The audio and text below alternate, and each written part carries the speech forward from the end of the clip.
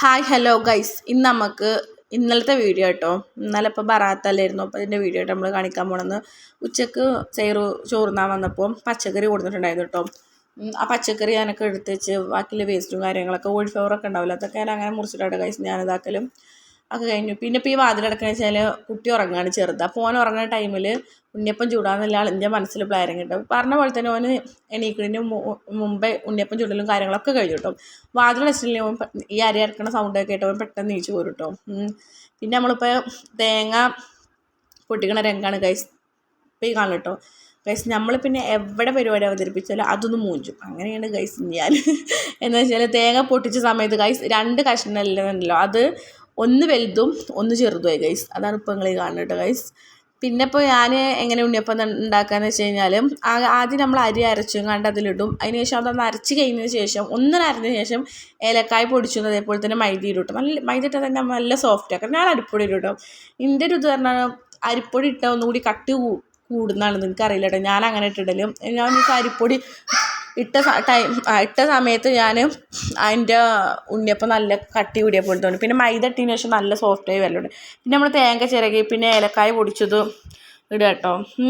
ഒരു ലേശം നമ്മൾ എത്രത്തോളം നമ്മൾ കൂടുതലിട്ട് ഉണ്ടാക്കണം അപ്പം അതിനനുസരിച്ചിട്ട് ഇടാം. ഞാൻ ഒരു 1.5 നാഴില്ല കേട്ടോ ഞാൻ ഉണ്ടാക്കണത്. ഏലക്കായ പൊടിച്ച ഞാൻ ഒരു ടീസ്പൂൺ ഫുള്ളായിട്ട് ഇട്ടില്ല, ലേശം ഇട്ടിക്കണത്.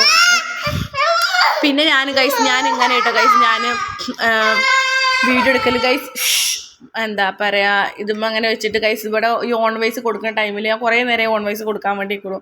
ഇവരയക്കണില്ല. ഇന്നിപ്പോൾ ഓനക്ക് ഉച്ചവരെ നോമ്പല്ല, അപ്പോൾ അതുകൊണ്ട് ഓന് ഉച്ചവരെ അപ്പോൾ രണ്ടാളും പാടെ കുടിയും കണ്ടില്ല സൗണ്ട് ആട്ടോ അപ്പോൾ നിങ്ങൾ കേൾക്കുന്നത്. പിന്നെ നമ്മൾ ശർക്കരയൊക്കെ എന്താ പറയുക വെച്ചിട്ട് ഒരുക്കാൻ വേണ്ടി വെച്ചിട്ടോ ഗൈസ്. പിന്നെ ബാക്കിയുള്ള ശർക്കര ഞാൻ എന്തായിട്ട് ഫ്രിഡ്ജിൽ എടുത്ത് വെച്ചിട്ടോ. ഞാൻ അങ്ങനെ കാട്ടില്ല, ഫ്രിഡ്ജിലെ വെക്കലിട്ടോ. അപ്പോൾ ആ കാണുക തേനത് അതിന് ഗൂഡല്ലൂർക്ക് സൈറ് പോയപ്പോൾ സൈറിൻ്റെ ഫ്രണ്ട് ഉണ്ട് ഗൂഡല്ലൂർ, കടയിൽ വർക്ക് ചെയ്യുന്ന ആൾ തന്നെയാണ്. അപ്പോൾ ഓൻ്റെ വീട്ടിൽ പോയപ്പോൾ അവർ കൊടുത്താട്ടോ. നല്ല ടേസ്റ്റില്ല തേനാട്ടത്. പിന്നെ നമ്മൾ തേങ്ങയൊക്കെ അരച്ചതാക്കിയിട്ടോ ഗൈസ്. നമ്മൾ ഈ വീഡിയോയിൽ കാണുമ്പോൾ എന്ത് രസമല്ലേ ഗൈസ്. അപ്പോൾ പിന്നെ നമ്മൾ നേരെ അരച്ചിട്ട് പിന്നെ നമ്മൾ പാത്രത്തിലൊക്കെ ഒഴിച്ചിട്ടോ ഗൈസ്. ഞാൻ ഒരു കാര്യം പറയണമെന്ന് കരുതിയാണ് ഇപ്പോൾ ഓർമ്മ ഗൈസ്. ഇന്നലെ എനിക്ക് ഒരു അനുഭവം ഉണ്ടായി ഗൈസ്. എന്ന് വെച്ചാൽ മരണം മുന്നിൽ കണ്ട നിമിഷം എന്ന് പറയില്ലേ, അങ്ങനൊരു ഉണ്ടായി ഗൈസ്. എൻ്റെ വീട്ടിൽ പാമ്പ്, ഞാൻ വാതിലിങ്ങനെ തുറക്കിയിരുന്നു, ഡോറിങ്ങനെ തുറക്കിയിരുന്നു. അതിൽ ഡോർ തുറക്കുന്ന ടൈമിൽ പാമ്പ്, എപ്പോഴും നമ്മൾ വാതിൽ തുറക്കുന്ന ടൈമിൽ നമ്മൾ നേരെ നിലത്തേക്കല്ല നോക്കുക, നമ്മൾ നേരെ മുന്നിൽ നോക്കില്ല കാരണം. ആ ടൈമിൽ നല്ല വലിയ മൂർക്കം പാമ്പ്, അമ്മാതിരി വലിയ മൂർക്കം പാമ്പ്. ഞാൻ വീഡിയോ ഉണ്ട്, ഇൻഷാല്ലായിട്ടുണ്ട്. കട്ട് ചെയ്തിട്ട് കുറേ ഇതാക്കിയിട്ട് ഇടാണ്ട് ഇനിയൊന്ന് എഡിറ്റ് ചെയ്യണം, എന്നിട്ട് ഇടണം ഞാൻ കരുതിക്കണത്. പഠിച്ചോനെ ആ ടൈമിൽ ഞാൻ അങ്ങനെ അതിന് ചവിട്ടിയില്ല, കാല് വെക്കലും മൂർക്കം അങ്ങനെ അതിൻ്റെ തല ഇങ്ങനെ നിർത്തി പടം വിരുത്തിയിട്ട് അങ്ങനെ എന്താ നിൽക്കുന്ന അറിയില്ലേ, അങ്ങനെ നിന്നു.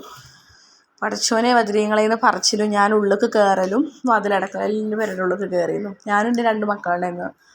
സൈറ് ഷോപ്പിലേക്ക് പോയിരുന്നു. ഉച്ചക്ക് ചോറുന്നാവുന്ന പിന്നെ സൈറ് ഷോപ്പിലേക്ക് പോയിരുന്നു. പിന്നെ സൈറ് 10 മണിക്കല്ലേ വരും.